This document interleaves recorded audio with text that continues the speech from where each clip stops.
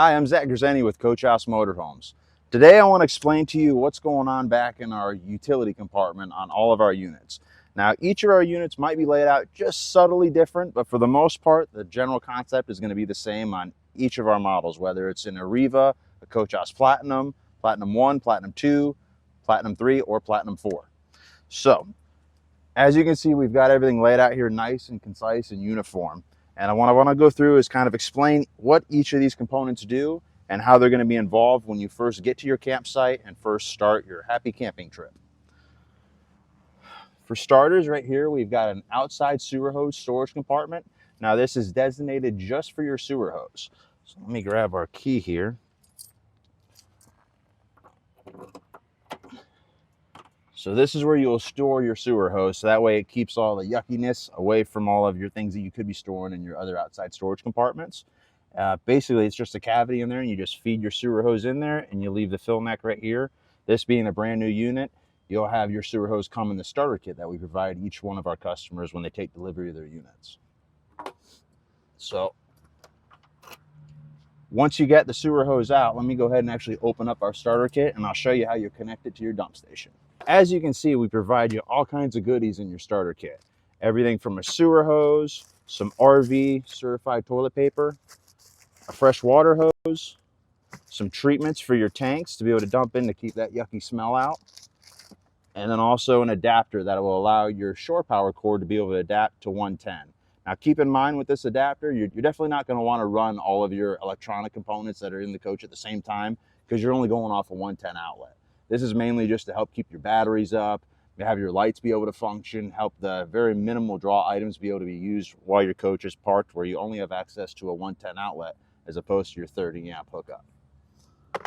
Also inside here, they provide you a pressure regulator. So you'll just screw this in line with your fresh water hose, and that will regulate the pressure for the fresh water that's going to your unit.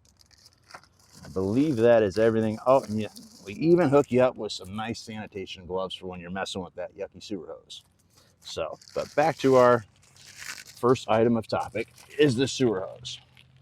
So we do get asked every now and then, will different sewer hoses work on our units? Like the Rhino, for instance, that's a good brand that you can get at like your local Walmart or some of the other RV supply centers. Yes, you can go ahead, and this is a universal hookup. You can use any one of those sewer hoses, but you're going to be limited. You want to be mindful of the storage of that sewer hose. We've got this designed around the sewer hose that we actually provide to you. So when you're purchasing an aftermarket sewer hose, if it was a Rhino one or any other ones that are available on Amazon or at Walmart, just make sure you're keeping in mind where you're going to store that, because you're going to have limited space. If you get a really long hose, you might want to put that maybe in a baggie or something in one of your other outside storage compartments as opposed to the designated spot that we have here. But once you go ahead and get the hose out, you just remove the protective cover. It's just got these little locking ears on it. You just twist it counterclockwise and it'll release from the mount. Then you've got little attachment ears right here, and it'll just grab right onto these nubs. You'll just push it on, turn it clockwise, and it'll just lock right into place. You just feel that little snap and you're good to go. So from that point, you'll take your sewer hose, and at any RV dump site, you'll have a sewer, they call it a sewer dump station. It'll basically be a 4-inch piece of PVC coming up out of the ground. So you'll just go ahead and feed this right into that dump station that you've got in your campsite, and then you're good to go. Now, once you've got the hose hooked up and routed properly, then you're going to want to make sure you open up both the valves. So here, we actually color code them for you here at Coach House. You've got your gray tank and your black tank. Your gray tank is going to be any water that's coming out of your sinks, out of your galley sink, out of your vanity sink in your bathroom, or out of your shower. So it's like the used water. The black tank is just as you would expect, is the black water. That's the dirty water that's only from your toilet. That's only your toilet or your poo water. So once you get to the campsite, you've got this routed out. You can go ahead, and while you're there at the campsite, you can actually leave both of these valves open the entire time you're there, because that'll just keep your tanks flushing down into the dump station the entire time throughout your whole stay. Some customers do like to kind of shut them every now and then, let some debris kind of build up in those tanks so that you don't start to get solids built up on the bottom of it. So once you get a little bit of liquid in there and you can pull them again, it'll go ahead and allow your tanks to dump out and clean out. But so that is basically, it's pretty self-explanatory from that point. You'll leave it connected while you're in your campsite. When you go to leave, you'll shut both these valves, remove your hose, and stow it back away. Now, say you're dry camping and say you don't have the luxury of a nice dump station right here next to your coach the whole duration of your camp, then you'll actually be using your holding tanks to go and hold all of your wastewater while you're doing your camping adventure. So once those tanks build up, it'll still be a very similar process. Once you go to a dump station, you go to actually want to dump out your wastewater, you'll connect up your hose as I showed you earlier, route it to the dump station. We always, as a rule of thumb, want to dump the black tank before we dump the gray tank. Now, there's a reason for that. The black tank, like I said, that's your toilet water and your toilet waste. So you get some solids from toilet paper and whatnot. In an RV, you definitely want to make sure you use an RV grade toilet paper. I did want to make sure I mentioned that. Some customers that are new to the RV experience might just go to your typical Dollar General or convenience store and just pick up regular toilet paper. We really don't want to do that in an RV, because those toilet papers, though they might be nice and cushiony for while you're doing your business, they don't break down nearly as quick as RV toilet paper will. So you can get that buildup start to collect in your tank and you could have all kinds of problems. So we always recommend you use only RV grade toilet paper. Basically, it's still going to do what you need to do while you're doing your business, but when that toilet paper makes its way into your waste tank, it'll break down much more rapidly. And then when you go to actually do your dump, it'll hopefully be broke down enough that it won't catch on anything, it won't collect on anything, any of the turns or sweeps in your valves or in your plumbing system or through your sewer hose. It'll be broke down enough that it'll just wash away like it should. The last thing I want to discuss as far as the utility area dump station goes is your black tank flush. So what exactly does this do? What it is you hook a freshwater garden hose up to it, to any garden spigot or any hose spigot, and while you're doing the dumping, you can have water flushing through here, and it basically is like a sprinkler system inside of your black tank, helping get that toilet paper and that debris sprayed off of the interior of that tank and helping that tank be as fresh as it could possibly be.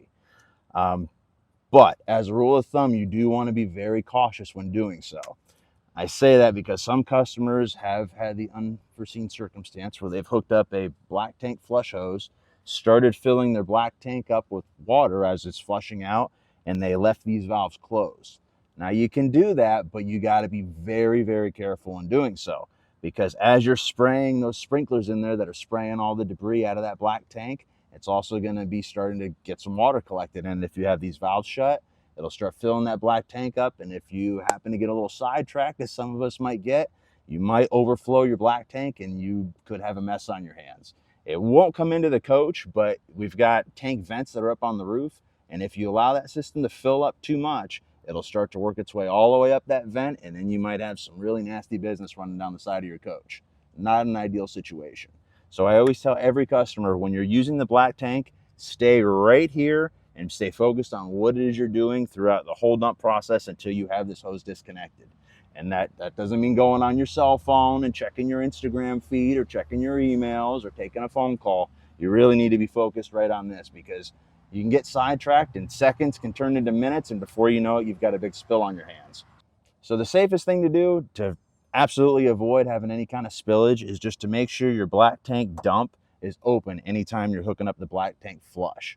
Now, as I said, if you want to gamble a little bit, you can go ahead and shut this valve, let the fresh water build up a little bit, but only leave it for only a few seconds, and then pull it back open and allow that waste to be able to escape out of the tank. So now moving back through the utility compartment, you've got a nice utility light that's right here. It's locally switched, so that way it just makes it a little easier if you're out here at night trying to hook up your different components, be able to see what you're doing. Then we've got your city water hookup. So again, if you're very new to RVing, what's the difference between a city water hookup and a gravity fill? Why do you have both? Well, two different purposes. They're both going to be providing fresh water to your coach. Your city water hookup, that's going to be a garden hose hooked up to a hose spigot there at your campsite or at your home or wherever you happen to be camping where you've got hookup capabilities. And that's going to provide constant fresh water to your coach. Now, when you have this hooked up, providing you have adequate pressure through the hose, you don't even need to run your water pump in the coach. You can actually get your pressure from the garden hose that you've got hooked up to your coach. So that'll be a constant supply of fresh water. So when using your city water hookup, you won't be using the portable water or fresh water tank that's built into the unit. You won't be using any of that capacity. You're going to be actually using fresh water right from your campsite. So as opposed to your gravity fill, which is actually located on the other side of the unit, that's actually storing water in your fresh water tank, to where this is just getting it from your city water hookup.